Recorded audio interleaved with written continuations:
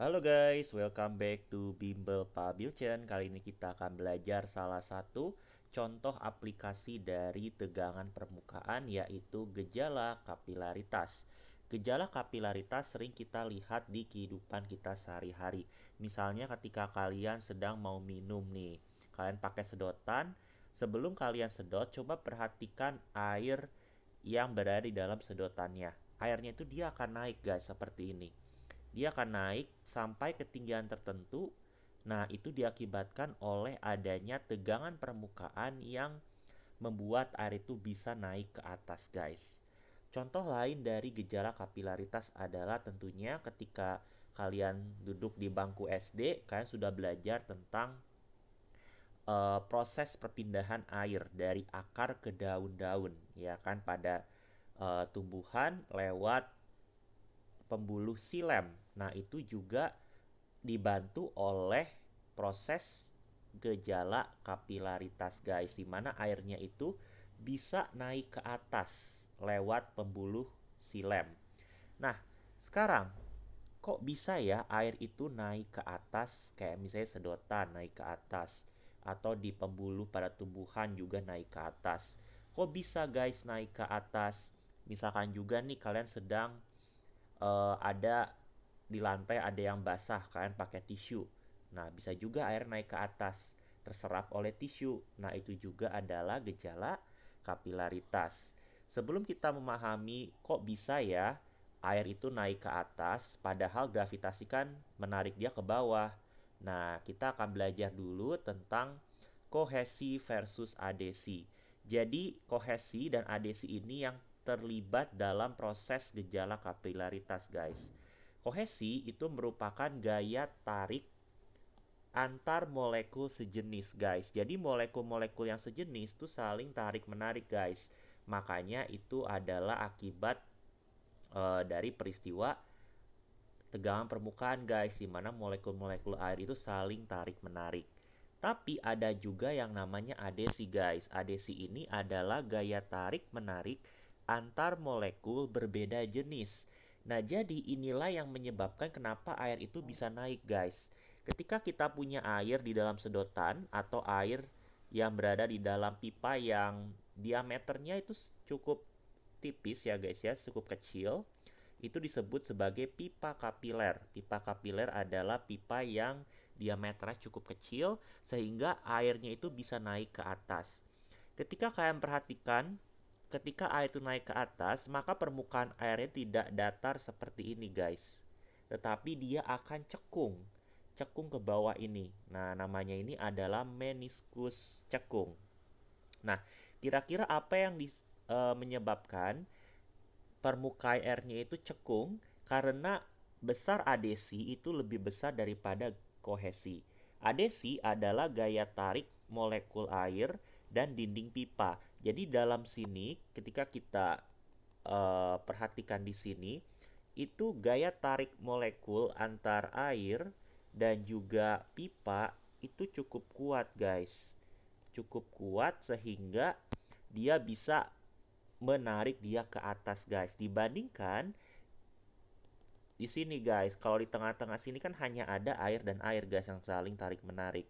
Tarikannya itu cukup lemah sehingga dia agak ke bawah untuk yang di tengah sini, guys. Nah, sehingga dia akan lebih cekung ke atas dan dia akan naik ke atas, guys, karena dia lebih cekung ke atas.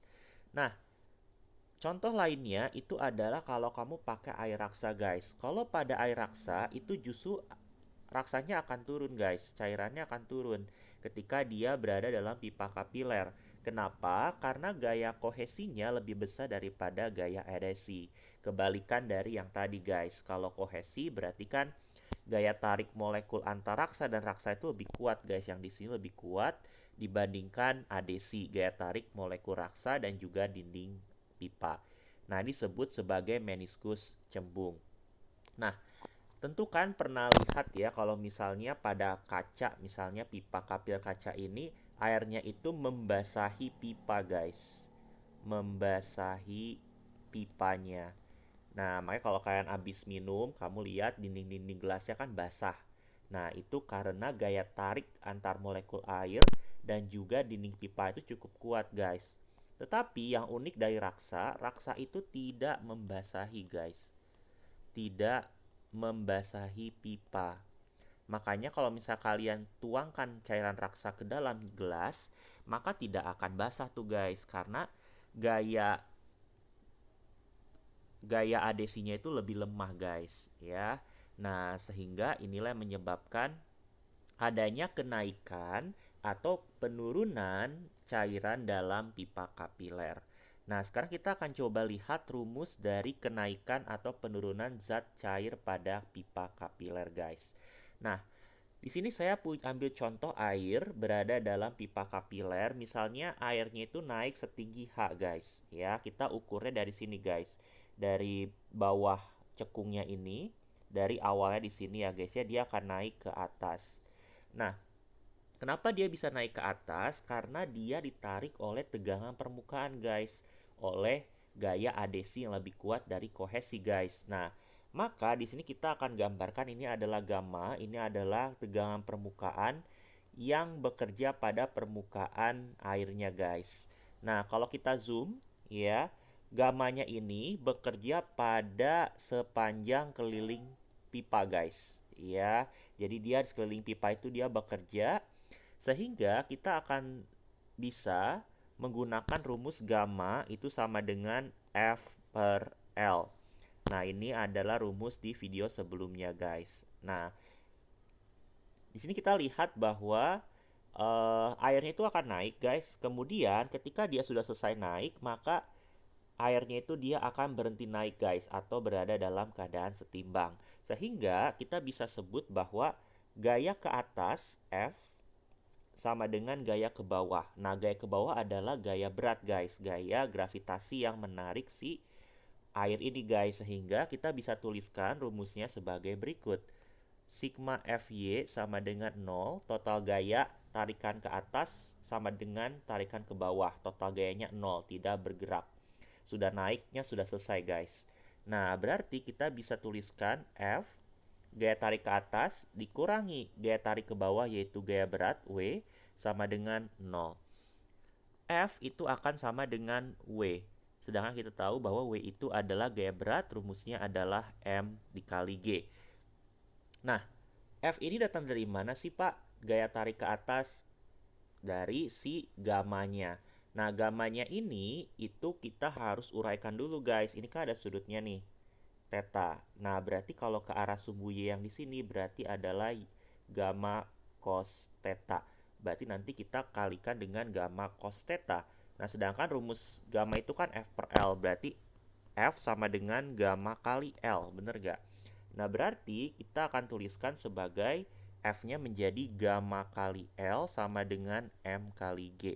Tetapi gammanya itu yang bekerja adalah si gamma cos theta, sehingga kita kalikan dengan cos theta yang di sini. Nah, ini berarti menjadi gamma L cos theta yang bekerja pada sumbu Y. Nah, kita uraikan masanya itu, massa air yang naik itu berubah menjadi massa jenis kali volume air dikali G, karena kita tahu bahwa rumus massa jenis adalah massa per volume, sehingga kita tuliskan di sini gamma L cos theta sama dengan rho-nya adalah massa jenis air, volumenya adalah volume air yang naik, guys. Volume air yang naik itu adalah berbentuk tabung, guys. Meskipun sebenarnya nggak tabung 100%, guys, karena kan ada celah di sini ya, guys ya, ada cekungnya. Tapi kita bisa asumsi saja yang terdekat itu adalah volumenya adalah volume tabung. Sehingga rumus volume tabung itu adalah luas alas kali tinggi. Luas alasnya adalah pi r kuadrat dikali ketinggiannya dikali G. Nah, kita coba uraikan di sini gamma, L-nya adalah panjang permukaan karena dia bekerja sepanjang keliling pipa, maka L-nya itu berubah menjadi 2πr atau keliling lingkaran. Cos theta sama dengan rho pi r kuadrat H dikali G. Di sini kita bisa coret untuk pi-nya, kita bagi kedua ruas dengan pi, kita bagi kedua ruas dengan r. Maka yang kita cari adalah H ini guys, sehingga kita bisa tuliskan H sebagai 2 gamma cos theta dibagi rho GR.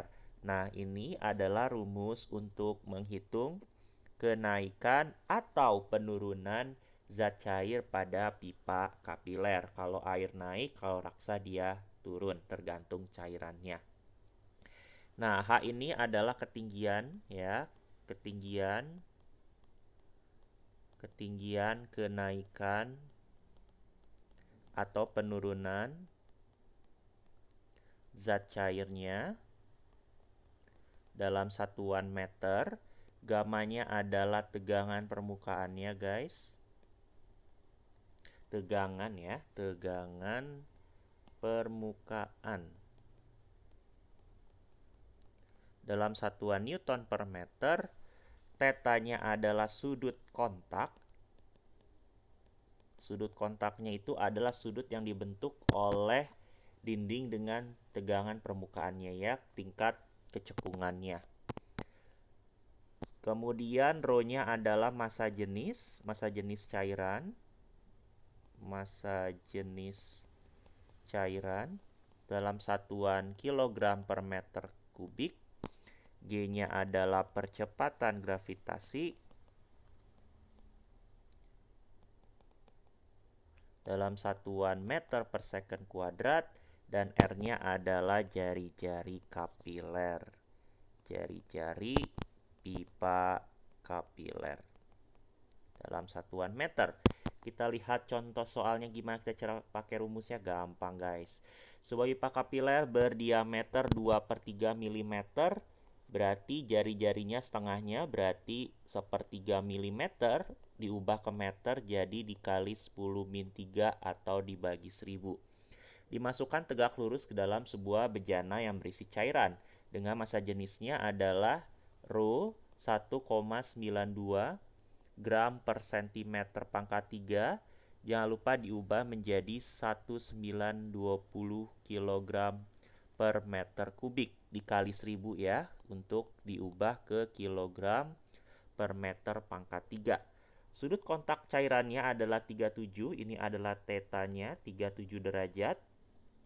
Jika tegangan permukaan cairan gamanya adalah 0,06 Newton per meter, berapakah kenaikan zat cairnya? Berarti ditanya adalah H sama dengan 2 gamma cos theta per rho GR.